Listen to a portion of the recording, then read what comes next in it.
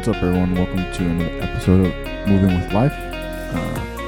Hope you all have had a good week. I hope that the past few episodes have been, I'm not going to say necessarily heavy, but that I guess content heavy. They've been kind of dense.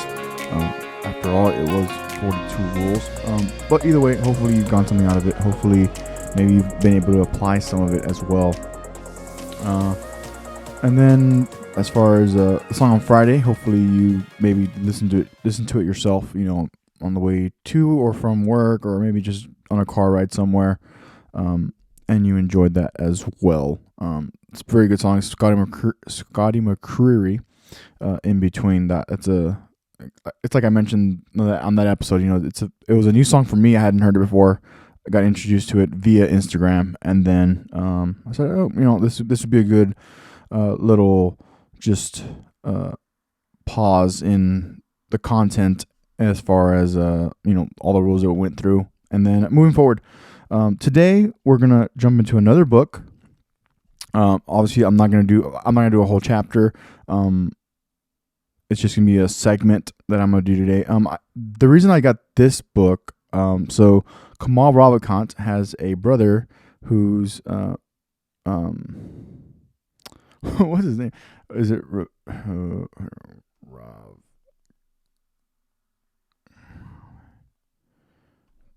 There's two Naval. I'm like, why? Because he goes by Naval on like all his social media. So I was like, what's his first name? Because I'm not used to using just Ravikant. Anyways, so Naval Ravikant is the man I've mentioned before via podcast, and I'm gonna have to adjust this again.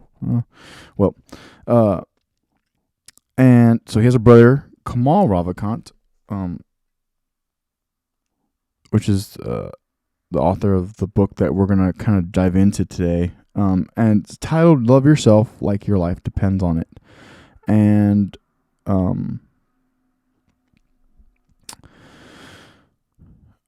he mentioned it. I was listening to Naval via Tim Ferriss podcast. And he mentioned, because they were going over like books, because Naval is a very big reader. He likes rereading books, and I found myself to do that every once in a while. It's funny because in my case, I feel like in my case, every time I get to a book or I get to a new podcast or new episode or something, it leads me to new books. Hence me getting this book, and he talks about it on the podcast briefly. Just how he's read it. It was one of the big books he read recently. I was looking it up. So the book came out in actually just over a year ago. So January 7th, 2020 is when this book got released. And so I read it. It's actually, I'll have to say it's a fairly easy read as far as, it's bigger lettering, bigger letter, bigger font, paragraphs, that are only half a page, and that's it. Because whenever he makes a point, he kind of moves on to the next thing, and with that starts a new page or like just a new segment. So it's at least in my opinion, it's a fairly easy read. And I try to mediate just the amount of how much I hype it up or not hype it up, because when I hear people say, "Oh, I'm not a reader," or "I don't like books," like, you probably just. I've said this before. Cause I had like a deja vu moment, but it's like, no, you just haven't found the right genre, the right books to read. And for me, I have found over the past 5 years, that nonfiction is my bread and butter. However, I just started. Well, actually before I started and finished this book, I had started 1984 by George Orwell, which I had read it back forever. I don't even know what grade or when, but I was definitely in school. And this book came in a box of books that we bought at an auction, and I remember I had read it, and now, especially now, I'm so glad that I pulled it out, because I didn't know if I was going to reread it again or not. But now that I am rereading it, I'm glad I pulled it out of the box. Because otherwise, for me, it wasn't and isn't. It wasn't a book that I would have bought on my own. It was just by a little bit of serendipity that I have 1984. But anyways, going back to this book, easy read. It's very personal to Kamal Ravikant's life. He talks about himself and just an experience that he went through. And I don't want to ruin it, so you can read it on your own. But an experience he went through that basically made up the book and what he did to get over this situation in his life. But for today, I'm going to jump to page 176, and I'm going to jump into it, read the segment, and then we'll talk about it for a bit. All right. After Jersey and Nyla fled Poland, they landed in New York City with practically no money. First day, their luggage was stolen, but they had their priorities. They had to find a gym and go train. They went to the Salvation Army, found clothes, but the only pair of sneakers that fit Jersey were bright pink. They were $1, he says, laughing. I had no choice. I had to buy them. At the gym, the rack was occupied by two large men, both lifting seriously heavy weight, but their form was wrong. Their backs were rounded, barely holding the weight up. Trying to be helpful, Jersey walked over and told them that they needed to fix their form. They looked at him, then down at his bright pink sneakers, and started laughing. So what to do, he says. Sometimes there is no telling. You just have to show. He grabbed the loaded bar and did 3 perfect snatches, the same weight that had them sagging. After that, each time they saw Jersey, they were his best friends. Lesson 1, never judge a man by his shoes. Lesson 2, if people doubt you, just be excellent. So that's the segment that I wanted to go over for today. Because when I initially read it, it's 176. So it was towards. I'm quick at this point in the book. I'm getting towards the end. I'm reading through it fairly quickly because once I reach a certain point, I realized okay, I just want to finish the book to go to the next book, but also I'm also so in tune to the books. I've read so much of it that I'm kind of just rolling through it. Rule number 1: don't judge a book by its cover. In this case, lesson 1 is don't judge a person by his shoes. And lesson 2, if people doubt you, be excellent. Lesson 2 was the one that really threw me over the curve to want to talk about it today, because the cliche is like, when people doubt you, just prove to them, prove to the external world that you are better than what they think you are. And while that's a lot of driving factor, I think that's a healthy part of ego, that will drive you to want to be better, because you get a little salty, you get a little this little nudge of inspiration, that whether we think it's inspiration or not at the moment, because it probably pisses us off, but you get this little nudge, and then you want to prove to the world that I know what I'm doing, or this failure is I can do better, or I can fix it, or whatever the thing may be. But for me, I still took the second sentence as just be excellent, because as I've talked about it before on here, and as I go through my life and meeting people and talking with people and coworkers and whatnot, it's just do. It's so simple, but it's not the easiest thing, because you get ungrounded because of whatever. Maybe because of a failure, you actually go the opposite. So oh man, I failed again, and then you kind of just let it weigh on you, and so there's that direction, and then you have the other direction. It's you think I can't do this? I can definitely do this. I can do this better than you. I can do this better than you. All of you. I can do this better than anybody ever, right? But it's just be excellent. It's yeah, just because then I guess what I wanted to bring to today's episode was bringing your best self to the table at all times. And I think in order to do that, you have to be in a situation that you want to be in. You're willing to work hard to be better. It's not because you're trying to prove the world wrong. It's I'm learning this new job. I'm doing this new job. I'm working at Popeyes. It doesn't matter. We're working at Popeyes, and you like making food. You like getting your hands dirty. You like getting your hands on to do to do the craft, whatever it may be. In this case, it's Popeyes, and then and you're good, and then because of that, you should want to just be excellent. And let's say you lose interest, and like I don't like doing this anymore. I don't like making chicken. I don't like working at Popeyes. I don't like doing this. Well, then whenever you go to the next thing that you find interesting, that will make you want to get out of bed, you should be excellent at that too. And because at least for the majority of my experience in seeing, in like just watching how the people around me live, choose to live, survive, whatever it may be, it's like, man, it's like go. And even and also like, even thinking just now is like, we're in a whole different time, right? And then whenever I get older and I have kids, and on that whole next generation that's coming up, it's like when they become of age to work in business, or I'm saying in business in general. I'm not talking about being a manager or leadership or anything like that. I'm talking about when they get to the working world, not business world. But when they get to a point where they start building whatever they're going to work at career, it's going to be different. My perspective is already different, right? But it'll be more enhanced. So my point of bringing, like, just older people that I've met, where it's like, oh, I worked 3 jobs because I had to provide for my family. It's like, cool. But with that, I can still bring up the argument of like, well, you wanted to be excellent. You needed to be good. You wanted to be excellent because you had priorities. You had your kids, your family, whatever the situation called for. But that was your drive to be excellent, and it's like, cool.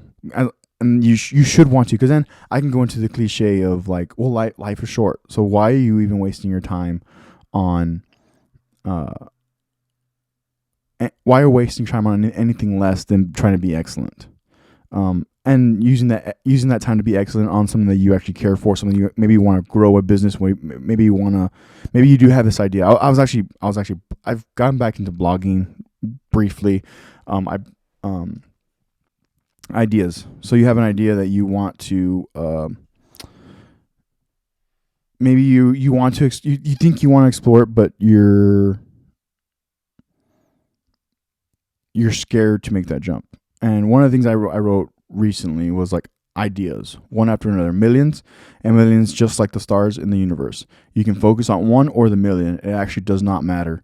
It does not mean to not do anything. Do something, pick your favorite, make the choice, the one you like the most. And for me, it all ties in together, because we don't have the time, or we should. And it takes me too, because it takes me so long to get out of bed in the morning, and not because it's like, there's any underlying, for now, it's not like there's any underlying factors. It's like, oh, I like laying down, I like sleeping. I try to catch up on my rest so I can get ready for, so I can allow my body to just recover, for the day, and then eventually, obviously get back to work. But the point is, to draw back to here and now, it's like, you have that idea, but you're scared, or whatever. I hate using that phrase, but it's like, we have to choose something. Just and it's so interesting, because even as I talk right now, it's so, because we don't know the future either, and that's where the fear comes from. The fear, the unknown, the fear of the unknown, the fear of unknown future. As far as, like, let's say you do take this dive into this idea, whether it's a business idea or some type of entrepreneurial thing, philanthropy, anything, literally anything, that will get you out of your 9 to 5. If that's what you're aiming for, but it's like the grind, and we can still bring this, reel this back to the premise of today's podcast, which is, comes from this book, is like, just be excellent. And I'll go into lesson 1 for a bit, but that second lesson in that little short story was what really drew me. It's like, oh yeah, I want to talk about that, because it still revolves around moving with life, trying to make the best decisions you can at the moment, But then also like you have to take the not an equal amount of risk, but you have. I mean, if you want to get out of your sedentary lifestyle or whatever, you have to make changes. You have to go out and do these things. Whether it's going to the gym and working out, whether it's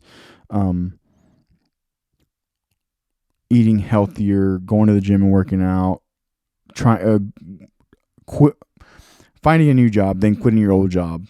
And even then, because even then, there's a lot of like little details where it's like, if you're gonna try an idea and you should keep your 9 to 5, work that, and then make this your side hustle until you can make it your actual job, if that's what you're aiming for. You might realize in doing your own, in I guess going through trying to fulfill your own idea, whatever it may be, that doing that and having a job might have a good balance, and maybe the time given will offset eventually. Where it's like, hey, I need more hours off. I got stuff to do. I can't give this company my time all the time. Maybe, oh, hey, is there a part-time job? Is there a part-time slot available? Because I need to go to part-time because I have a thing going on now. It's working out.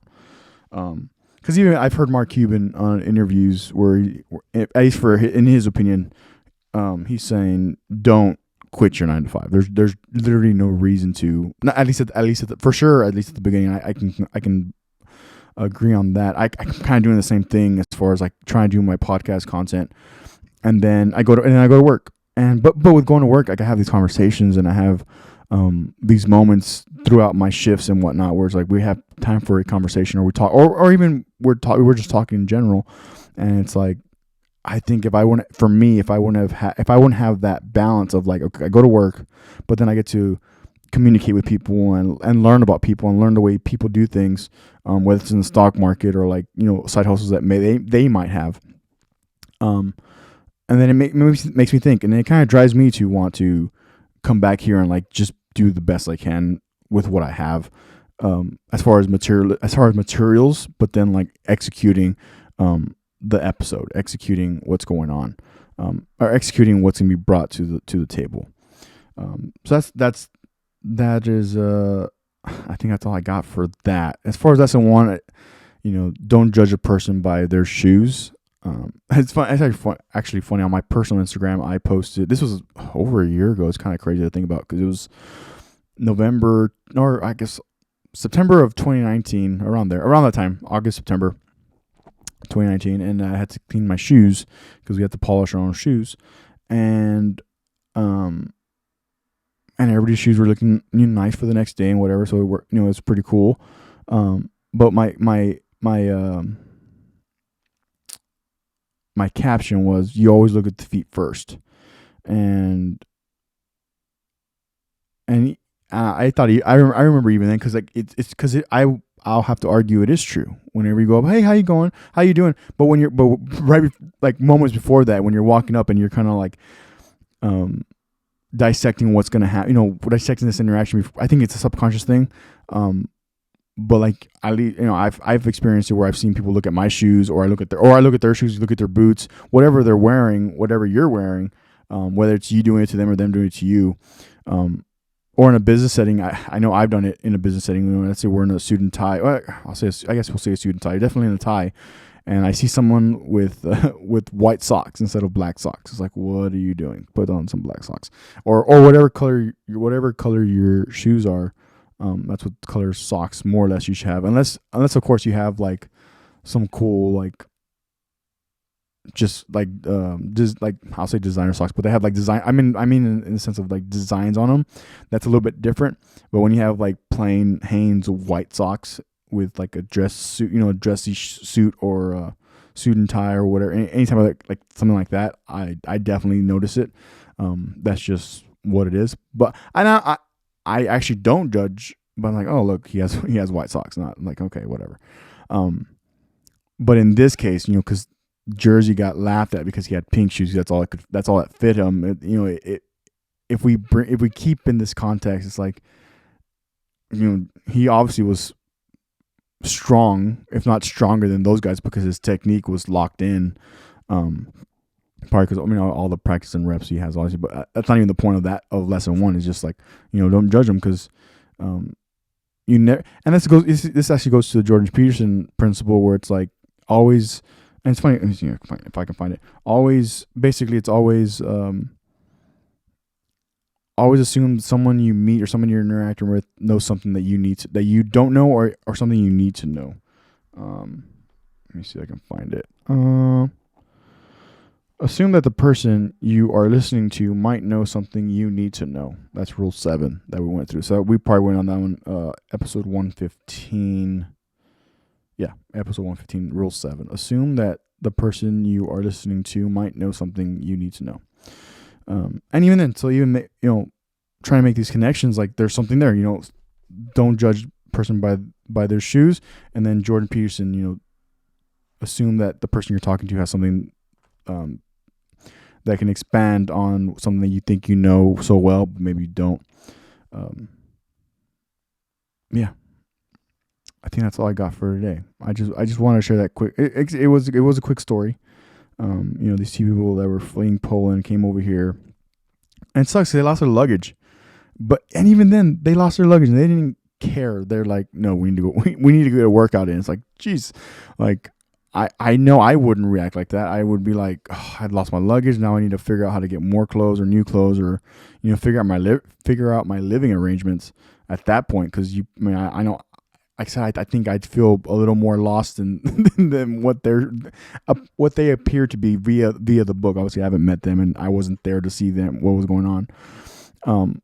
But it's just it definitely is one of those moments where I wouldn't have. The gym was the last thing I would have thought about if my luggage was lost. And I've been, it pissed me. So because it's happened before where my luggage isn't lost, it's just behind as far as like on the plane ride. Like, oh, it's in this airport for now and we'll bring it to you tomorrow. It's like, okay, fine, whatever.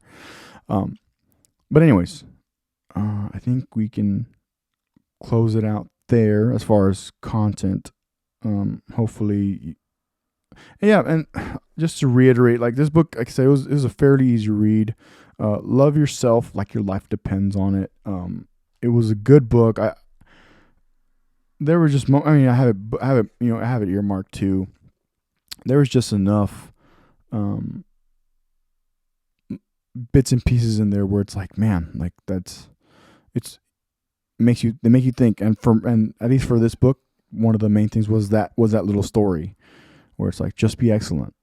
Don't judge the person by what shoes they're wearing. You never know what they're actually going through. So, because I mean, imagine if those two guys would have known like kind of their story and like where they come from, and like the fact that he's probably like a professional lifter to some extent. They wouldn't have. They would. Oh yeah. Oh, they obviously they would know his name, but they're like, oh hey man, I need help. Or hey man, how does my form look? Versus like, oh, you're wearing pink shoes. You probably don't know what you're talking about. Like that doesn't even, it literally, for me at least, literally doesn't make sense. So yeah, so we can go out and try to be more excellent. We can go out and be less judgmental, maybe more judgmental on ourselves to try to be better and to try to reach what excellent means to us. Finally got some. So now we're finally got some merch done. This is the sweater, that's available, or the hoodie, not sweater, the hoodie that's available, on the Etsy page, and it's on the show notes as far as if you want to support the podcast. Do have stickers available as well. Moving with live stickers. So if you want to support the podcast, you can definitely do that by getting a hoodie, there's a shirt as well, Time Over Money shirt and hoodie, and then Moving with Life stickers. Main thing is, like I said, it's like I said since the beginning, and even before when I was thinking about merch, and in years past, so 2017, 2018, when I was thinking about merch and kind of what I wanted to do with it, it's like, okay, how about we just do one thing at a time and work on a good design that I feel is worthy. I got a little bit of help as far as like making it onto like the computer, but like the design was mine. And it's like trying to Because the main thing is just spreading the word, because my thing is like, yeah, I do want you to strive for excellence. I do want you to be better. I want you to fucking go on. I want, like, that's what animates me. It's like trying, because I get so worked up sometimes, definitely, as far as like, because I feel it's hard for me to motivate. And what I try to do is lead by example. And sometimes, and I've experienced it now. It's like sometimes it's not that it's not good enough. It's like you might not get it off the first try. So it's like trying to motivate people via communication, but then leading by example as well. And so my main goal for now is just spread the word, because I do want you to succeed. I do want you to do better. Find something that you're willing to bring your best self out every single time. And that's in your relationships. That's in business. I mean that in your career, whatever it may be, whether it's music, food, retail, healthcare, transportation, communicate. There's so many things that you can go to, and it's like just go do what you need to do. Go do what you know you need to do. So yeah, thank you for and either way, thanks for tuning in. Thanks for listening to the podcast. Obviously the Instagram and email on the show notes. If you have anything to say, anything to contribute, you can definitely send an email or shoot me a message on Instagram. I will reply 100%. Yeah, and since I finished this book, it's like I mentioned that right currently I'm reading 1984, or I guess technically rereading 1984 by George Orwell. And once I get done with that book, then I'll probably jump into there's a couple of things that are just relevant, and I don't want to get into it right now too much, but it's definitely relevant to the way things are now, and it's making me think, and it's got me I'm definitely locked in. I'm on page 66, so I'm locked into that book now, and then we'll go from there, because it's like I said, as far as buying books and whatnot, it's like I have this queue that's running, and it's like, okay, I need to balance how it's not even justifiable, because if I hear about a book, or if I read, if I get some type of review from someone, whether it's in a podcast or whatever, it's like, yeah, I'm probably gonna buy it and read it. A couple other books I have the new Jordan Peterson book that's there on my shelf. The physicist Richard Feynman. I have his two books that I read like a few pages from one of his books. I think it's like Surely You're Joking, Mr. Feynman. It's one of those two books from that 2-book series. Where I read a few pages, like, oh, yep, I'm definitely going to read this book and read it thoroughly. And then I have the John Basselon book. So yeah, it's like I have like 3 books on queue, working on this book, 1984. Yeah, thanks for tuning in. Thanks for sticking with me for today's episode. Again, take care of yourself. Take care of mentally and physically. Take care of your teams. Take care of your people. Take care of your families. Take care of your household. Make your bed. I need to make my bed. Make your bed. And try to be excellent today. And if you're struggling with it, then think and maybe write about what would lead you to want to be excellent, and what it means to be excellent. So I'll leave you with that, and I'll see you all very, very soon.